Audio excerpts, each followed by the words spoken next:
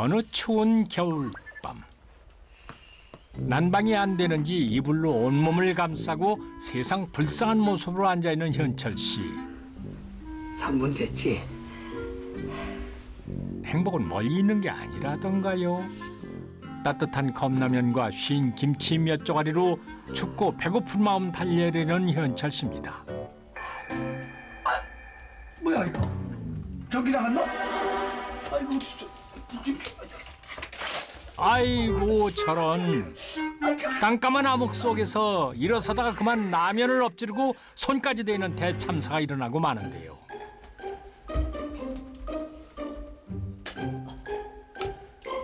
하지만 켜지지 않는 전등. 그런데 이게 어떻게 된 일인가요? 밖은 대나처럼 환하기만 합니다. 자신의 방에만 문제가 있다는 걸 직감한 현철 씨. 뭔가를 확인하기 위해 안방으로 향하는데요. 집안 온도가 무려 28도?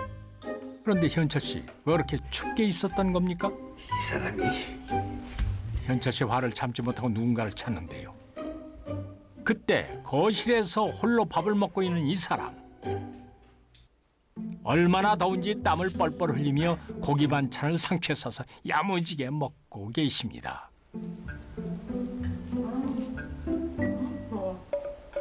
현철 씨 참 기가 찬 모습인데요. 왜 전기를 끊고 난리야?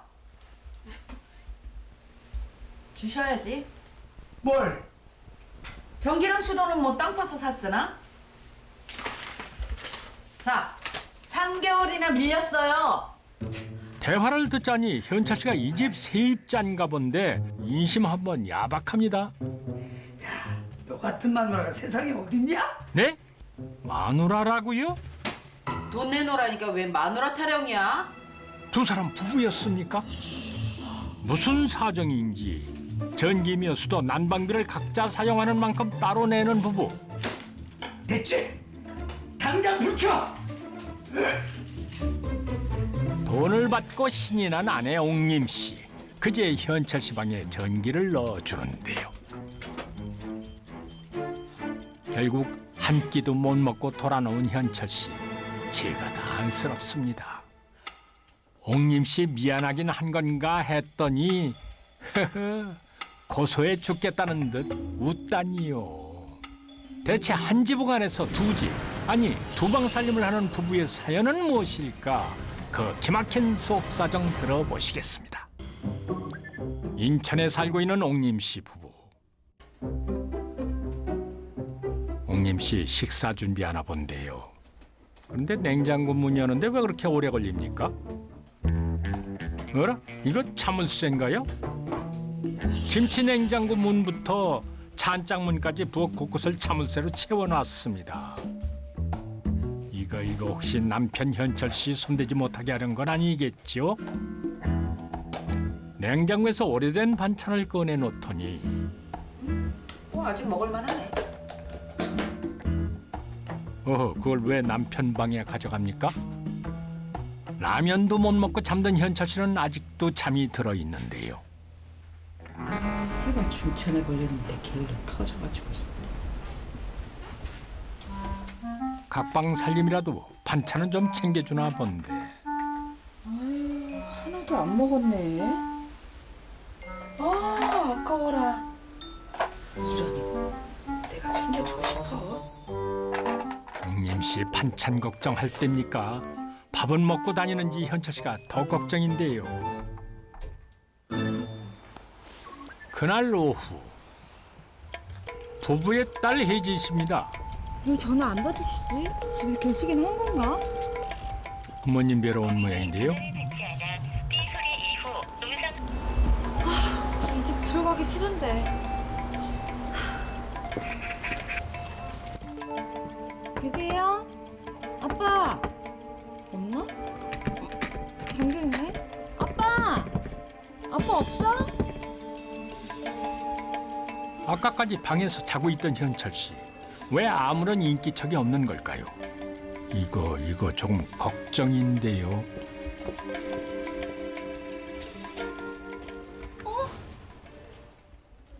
아빠!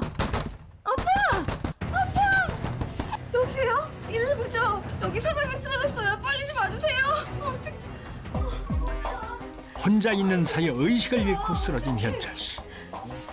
다행히 딸 혜진 씨 신고로 병원으로 후송이 되는데 그제야 아버지의 방을 둘러보던 혜진 씨는 기함을 합니다. 이게 다 뭐야? 여기저기 버려져 있는 컵라면 용기며 쓰레기들. 쪽방촌 독거노인의 방이라고 해도 믿을 만큼 옹색합니다. 대체 현철 씨에게는 무슨 일이 있었던 걸까요? 혜진 씨의 아버지 곁을 지키며 안절부절입니다. 보호자분 되세요? 네, 딸이에요. 우리 아빠 괜찮은 거죠? 그 영양실조입니다. 영양실조. 윗속에 음식물이 하나도 없어요. 아니 그 연세도 있으신 분을 이렇게까지 방치를 해두시면 어떡합니까? 네? 뭐 일단 식사를 좀 잘 챙겨 드시면 금방 괜찮아지실 거예요. 옆에서 간호 잘 해주세요. 네, 알겠습니다. 멀쩡히 아내와 한 집에 살면서 영양실조라니. 현철 씨 대체 얼마나 굶었던 겁니까? 이제야 아버지 상태를 알게 된 혜진 씨.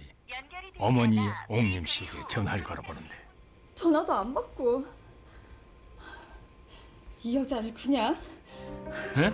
어머니에게 이 여자라니요? 아, 뭔가 사연이 많은 집안인가 봅니다.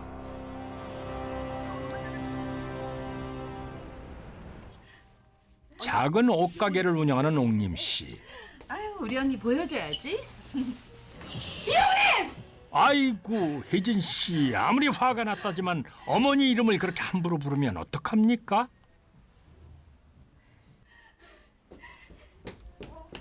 우리 아빠 죽이려고 작정했어? 영양실조래, 영양실조. 지금 병원에 입원하셨다고. 야, 내가 밥까지 떠먹여줘야 돼? 지가 안 먹는 걸 나보고 어쩌라고 그래? 우리 엄마 쫓아내고 그것도 못하다 이제 우리 아빠까지 죽이려고? 어? 이거 못나? 네가 뭘 한다고 그래?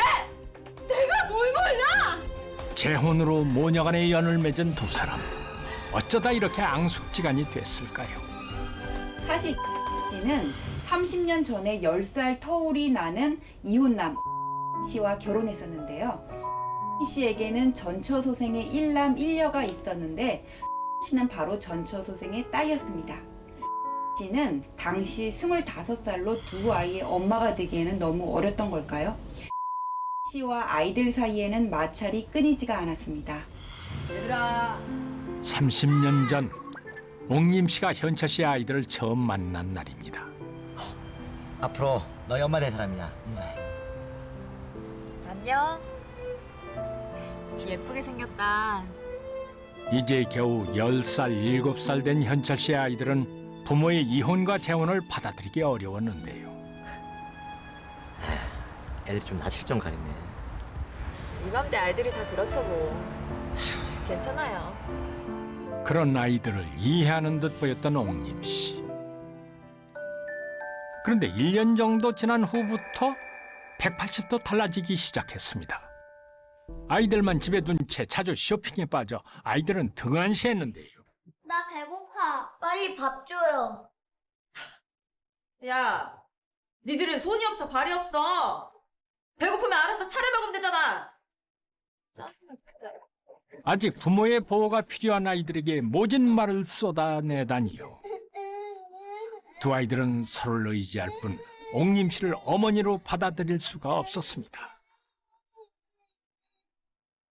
그리고 얼마 뒤 미국 도착하면 공부가 기다리고 있을 거야. 네, 걱정하지 마세요. 재력가였던 현철 씨는 아들의 조기 유학을 결심합니다. 근데 사람이 아들 유학을 간다는데 나보진 않고 말이야. 하지만 옥림 씨는 아들과의 마지막 인사도 나누지 않았습니다. 그로부터 25년 후 옥림 씨 소파에 누워 전화벨이 울리건 말건 꿈쩍도 않는데요. 옥림 씨를 애타게 찾는 사람은 바로 현철 씨입니다. 사부인은 언제쯤? 예. 곧 올 겁니다. 예. 혜진 씨의 결혼을 앞두고 마련된 상견례 자리였는데요. 아내로서 어머니로서의 역할을 다하지 않았던 옥림 씨. 이제는 아버지가 쓰러지기까지 했으니 옥림 씨라면 진절머리가 나는 혜진 씨입니다. 아이고 효녀 심청이 나셨네. 야 그렇게 안타까우면 네가 모시고 살든가. 뭐? 왜 그러긴 싫으니? 누가 싫대? 그럽시다. 오늘부로 연 끊읍시다.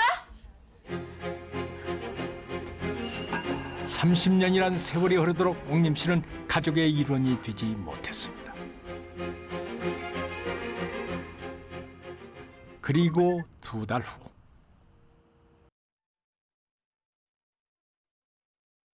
딸 혜진의 집에서 요양을 했던 현철 씨가 집으로 돌아왔습니다. 다행히 건강해 보이는데요. 저놈의 집구석 뭐가 좋다고. 우리 집에 계시자니까. 아이, 김서방도 불평할 테고. 너도 네 할 일 해야 되잖아. 내가 안 왔으니까 들어가 봐. 응? 하여간 고집은 같이 들어가요. 내가 한마디 해놔야지. 현철 씨 잘 생각했습니다. 미혼하거나 30년을 함께한 가족 아니겠습니까? 옥림 씨 집에 없는지 집안이 고요한데요. 어째 폭풍전야처럼 불길한 느낌이 드는 건 제 오지랖이겠지요. 그런데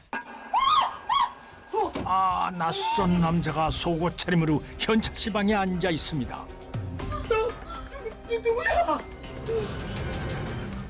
뭐야? 도둑이야? 도둑이라니. 누가 도둑이야? 너 남의 방에서 뭐 하는 짓이야 이게? 남의 방이라니? 내 방이라고? 어이, 내 방이라니 이게? 내 방이야 여기가? 이게 어떻게 된 일이죠? 현철 씨 물건은 다 싹 사라지고 방 안 가득 남자의 물건으로 가득 차 있습니다. 아 이게 뭐야? 어떻게 된 거야 이게? 당장 나가. 경찰에 신고할 거야. 이 자식이 너야말로 경찰에 신고하기 전에 나가시지. 아이 정말 나가라고. 결국 자기 방에서 내쫓기는 현철 씨. 그때 옥림 씨가 들어오는데요. 지금 뭐 하는 짓들이야? 아줌마! 이게 말끝마다 아줌마지. 엄마라고 불러랬지? 혜진 씨 화가 머리끝까지 났습니다. 이제 아주 대놓고 남자까지 끌어들여?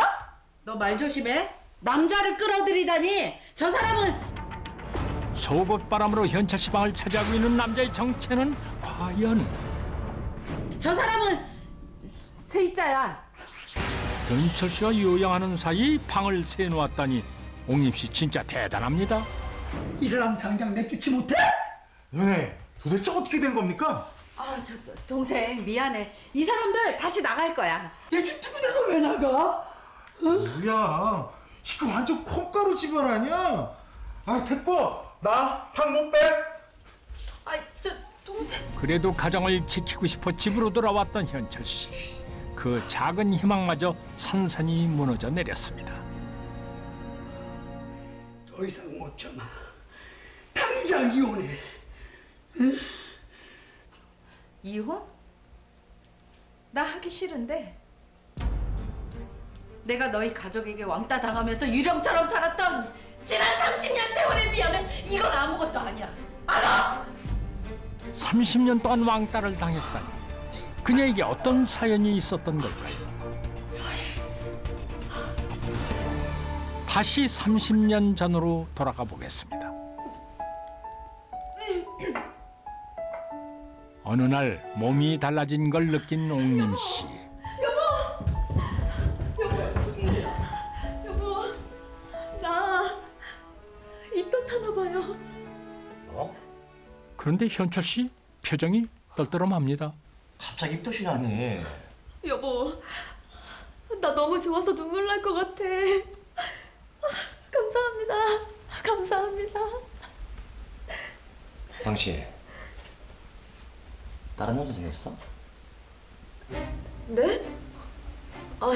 그게 무슨... 그 아이 내 아니야. 여보, 나 정관수술했어. 뭐라고요? 배다른 형제가 있으면 나중에 집안이 시끄러워져. 나 우식이랑 해드리면 충분해. 그래서 나랑 상의도 안 하고 병원에 갔다고요? 그거 임신 확실해? 재력가였던 현철 씨. 나중에 형제 간 분쟁을 염려해서 아내 옥림 씨 몰래 정관 수술을 받았던 것입니다. 상상 임신입니다. 너무 간절히 원할 때 생기는 가짜 임신이죠. 나랑 왜 결혼한 거예요? 왜? 여성으로서 누리고 싶었던 행복을 현철 씨의 이기심 때문에 빼앗겼던 옥림 씨. 옥림 씨의 상처는 그뿐만이 아니었습니다. 아빠가 맛있는 피자 사왔으니까 맛있게 먹자. 네. 30년 전 보통의 가정에서는 맛보기 힘들었던 음식을 사가지고 들어오곤 했던 현철 씨. 옥림 씨에게는 그림의 떡이나 마찬가지였습니다. 여보, 당신 좀 먹지? 네. 나 목말라. 우유 갖다 줘. 나도. 그래. 목말랐구나. 옥림 씨를 골려주려 쉴 새 없이 일을 시키곤 했던 아이들. 이제 좀 숨을 돌리나 했더니 하지만 그런 아이들과 옥림 씨 사이에 벌어지는 갈등을 적절하게 중재를 하지 못했던 현철 씨.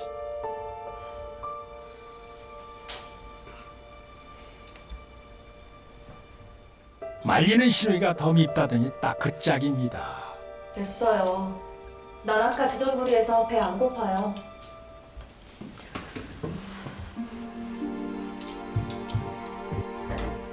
가정의 일원으로 대접받지 못했던 옥림 씨는 남몰래 눈물을 훔쳐야 하는 날이 많았는데요. 하지만 그럼에도 결혼을 포기할 수 없었던 이유는 잠을 드세요. 현철 씨는 옥림 씨와 처가에 경제적 지원을 하는 것으로 남편으로서의 의무를 다한다고 생각을 했습니다.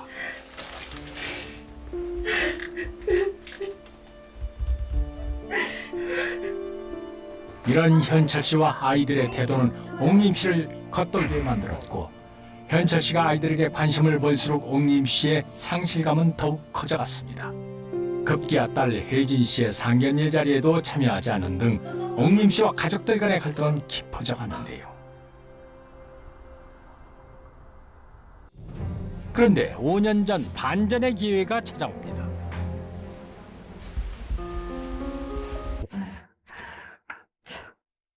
꼴 좋다. 응? 공부도 못하는 아들내미는 유학까지 보내고 딸내미는 의사 사이 본다고 기둥뿌리 뽑더니만. 내 집에 부채질할 거야? 당장 땅바닥에 나앉게 된 현철 씨에게 서류 한 장을 내미는 옥림 씨. 그 서류는 바로 옥림 씨의 이름으로 된 집이었습니다. 그동안 현철 씨에게 받은 돈을 한 푼 두 푼 모아 집을 구한 건데요. 그 후 두 사람의 관계는 완전히 역전이 됩니다.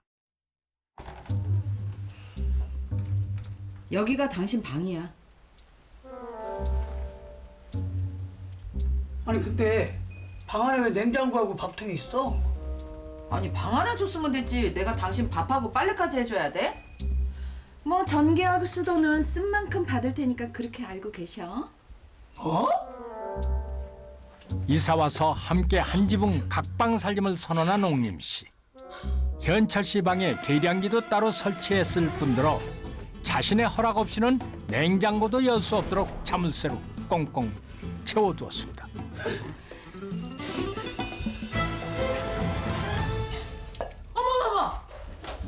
어디서 배워먹은 도둑질이야 이거? 아, 도둑이라니 나도 바로 먹어야 될 거 아니야. 최 사장님, 네 돈으로 사잡수셔? 네, 이 여사님 잘 먹고 잘 사십시오. 작정하고 현철 씨를 괴롭히기 시작하는데 아이고 옥림 씨 그렇게 고소합니까?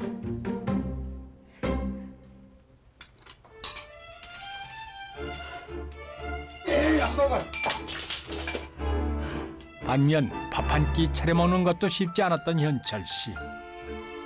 말년에 신세 한번 사납게 됐습니다.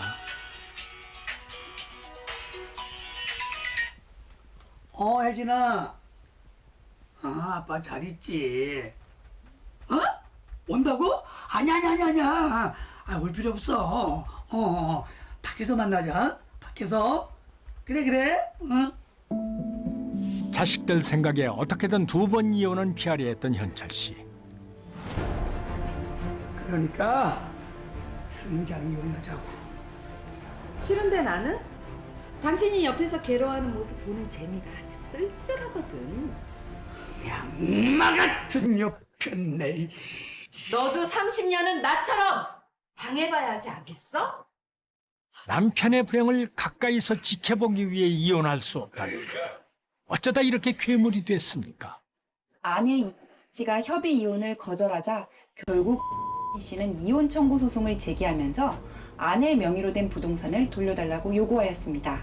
법원은 두 사람이 5년이 넘게 식사와 잠자리를 같이 하지 않는 등 한 집안의 공존만 하였을 뿐 부부관계에 실체가 없었다는 점을 감안하여 두 사람의 혼인 생활은 이미 회복이 불가능할 정도로 파탄이 났다고 보았고 이혼 청구를 인용하면서 명의로 된 재산은 절반으로 나누라는 판결을 내렸습니다. 결국 30년간 전쟁 같은 결혼에 종지부를 찍은 두 사람. 결혼이란 부부란 두 바퀴에 자식이란 무거운 짐을 싣고 달리는 마차. 서로에 대한 신뢰와 사랑 없이는 앞으로 나아갈 수 없습니다.